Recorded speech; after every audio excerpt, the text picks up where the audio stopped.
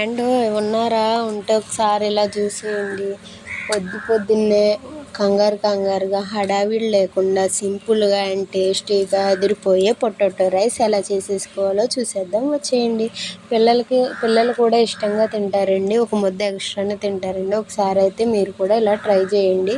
First అయితే బాండీ పెట్టుకుని బాండీలో ఆయిల్ వేసుకుని ఆయిల్ కాగాక ముందుగా కట్ చేసి పెట్టుకున్న బంగాళదుంప ముక్కలను అయితే వేసుకోవాలండి. వేసుకుని మీడియం ఫ్లేమ్లో ఉంచి కింద నుంచి బాగా కలుపుకోవాలండి. అడుగంటకుండా కలుపుకోవాలండి. దాంట్లోనే కొంచెం కారం, అదేవిధంగా ఉప్పు కూడా వేసుకుని బాగా మిక్స్ చేసుకోవాలండి.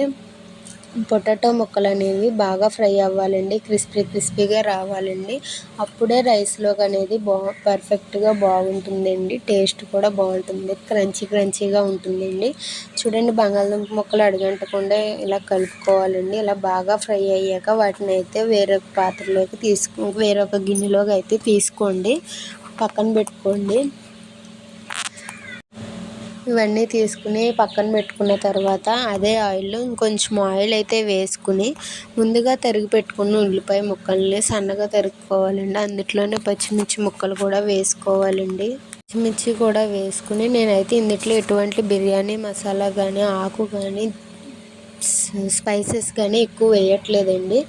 ఇప్పుడైతే ఉల్లిపాయలు వేగిన తర్వాత ముందుగా వేపి పెట్టుకున్నాం కదండి, అయ్యే బంగాళదుంప ముక్కలను ఇందులో వేసి మళ్ళీ కొంచెం కారం, ఉప్పు వేసుకుని కొన్ని వాటర్ అయితే యాడ్ చేసుకుని బాగా మగ్గనివ్వండి. ఈ విధంగా ఈ కన్సిస్టెన్సీలో వచ్చే విధంగా కలుపుకోవాలండి. దీంట్లోనే కొంచెం కొత్తిమీర వేసుకుని అదేవిధంగా చికెన్ మసాలా అయితే వేస్తున్నానండి. చికెన్ మసాలా ఫ్లేవర్ గురించి వేస్తున్నానండి. ఇంకా అల్లం పేస్ట్ కానీ ఏమీ వేయట్లేదండి. సింపుల్గా ఉంటుందండి, టేస్టీగా ఉంటుంది. ఒకసారి మీరు కూడా ఇలా ట్రై చేయండి. చికెన్ మసాలా వేసుకుని ఇప్పుడైతే బాగా మిక్స్ చేసుకుని మీడియం ఫ్లేమ్లో ఉంచి 5 మినిట్స్ అయితే వేగనివ్వండి. ఆయిల్ పైకి తేలిన తర్వాత మనం ముందుగా ఉడకబెట్టి పెట్టుకున్న రైస్ని అయితే ఇందులో వేసేసుకోవాలండి. నేనైతే బాస్మతి రైస్ వాడలేదండి. నేను నార్మల్గా ఇంట్లో ఉండి రైస్తోనే చేసానండి. అయినా కూడా టేస్ట్ అయితే సూపర్ అంటే సూపర్ వచ్చిందండి. మీ ఇంట్లో బాస్మతి రైస్ ఉంటే మీ ఇష్టమండి. ఒకవేళ దాంతో చేసుకునేలా ఉంటే దాంతో కూడా చేసుకోవచ్చండి. అది కూడా టేస్ట్ అయితే సూపర్ అంటే సూపర్ ఉంటుందండి. ఒకసారి మీరు కూడా ట్రై చేయండి ఇలాగా. ఇప్పుడైతే రైస్ అంతా వేసిన తర్వాత అడుగు నుంచి మొత్తం గ్రేవీ అంతా రైస్లో కలిసే విధంగా కలుపుకోవాలండి. సిమ్లో పెట్టి కలుపుకోండి ఫస్ట్ అయితే, ఎందుకంటే అన్నం రైస్ అనేది మాడిపోతుందండి. ఫస్ట్ అయితే సిమ్లో పెట్టుకుని కర్రీ అంతా రైస్లో కలిసే విధంగా కలుపుకోవాలండి. చూడండి ఎంత బాగా కలిసిందో. ఈ విధంగా బాగా కలుపుకుని మళ్ళీ హై ఫ్లేమ్లో పెట్టి ఒక 5 మినిట్స్ అయితే నాన్ స్టాప్ ఆపకుండా కింద నుంచి పైదాకా రైస్ అంతా ఒకసారి అయితే బాగా కలుపుకోవాలండి. అలా కలుపుకోవడం వల్ల రైస్ అనేది బాగా వేడిగా ఉంటుందండి.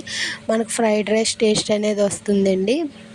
ఇలా పొటాటోతో ఒకసారి మీరు కూడా ఇంట్లో ట్రై చేయండి. పిల్లలు అయితే చాలా ఇష్టంగా తింటారండి. పొద్దున్న బ్రేక్ఫాస్ట్లో కూడా చాలా త్వరగా అయిపోతుందండి.